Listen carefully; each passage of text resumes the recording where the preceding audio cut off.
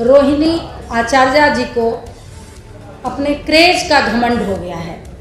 उस क्रेज का घमंड कि एक सजा याफ्ता की बेटी हैं जो चारा घोटाले में कितने वर्षों तक वो जेल में रहे हैं और क्रेज ऐसा शो करती हैं जैसे कि किसी स्वतंत्रता सेनानी जो सीमा पर लड़कर और विजय प्राप्त करके आया हो। उनको इस बात का घमंड है और अपना क्रेज बहुत ज़्यादा बटोरने की कोशिश कर रही हैं कि वो एक ऐसे भाई की बहन है जो न नौकरी करते हैं न व्यापार करते हैं, फिर भी 350 करोड़ के मालिक हैं।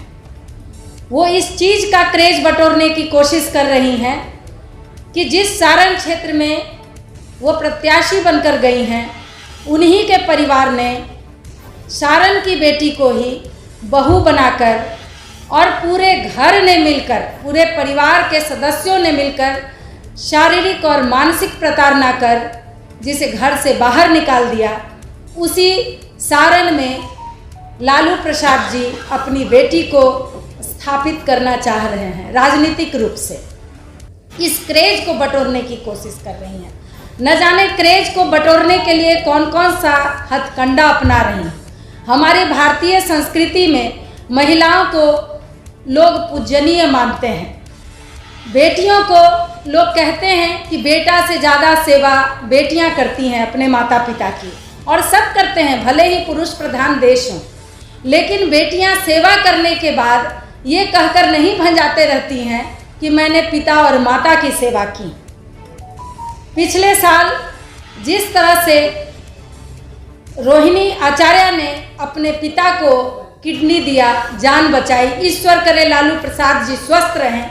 लेकिन जिस तरह से आज ये चुनावी मुद्दा बनाकर घर घर जाकर रोहिणी आचार्य कह रही हैं कि मैंने पिता को किडनी दिया है, आप हमें वोट कीजिए, मेरे जैसी बेटी सभी को होनी चाहिए, तो ये राजनीतिक हथकंडा जिस तरह से अपनाई हुई हैं, ये तो शक है कि उन्होंने किडनी दिया भी है या नहीं दिया है, ये भी जांच का विषय है।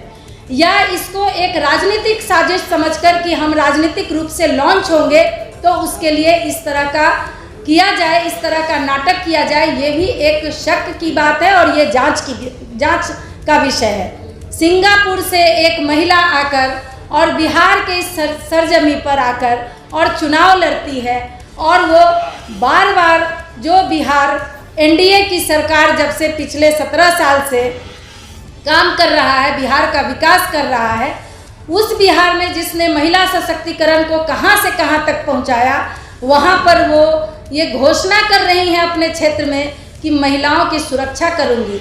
अरे पहले अपने घर में महिलाओं को सुरक्षित रखिए, जो दूसरे की बेटी आती है तब आप समाज की बेटियों की सुरक्षा की बात करेंगे। और जिस तरह से लालू प्रसाद जी को सामाजिक प्रणेता और सामाजिक न्याय के नेता कहे जाने वाले लालू प्रसाद जी, आप अपने परिवार में भी न्याय नहीं कर पाए, बेटी और बहू में अंतर किया, तो आप फिर समाज के न्याय की बात क्या करेंगे। जहां पारिवारिक न्याय की बात नहीं हो, वही उनकी बहू जो रो रो कर कह रही थी कि मैं भी तो यादव समाज की बेटी हूँ। स्वर्गीय दरोगा राय जो बिहार में इतने प्रतिष्ठित नेता थे, उनकी वो पोती है। वैसी लड़की को भी इन लोगों ने घर से धक्के बाहर निकाल दिया और इन जालसाजों ने अपनी बेटी को उसी क्षेत्र में जाकर राजनीतिक रूप से स्थापित करने की कोशिश कर रहे हैं। सारण की बेटियां, सारण की बहुएं, सारण की माताएं इन लोगों के इस जालसाजी का और जिस तरह का नाटक ये लोग कर रहे हैं, इसका जवाब निश्चित रूप से सारण की जनता देगी। धन्यवाद।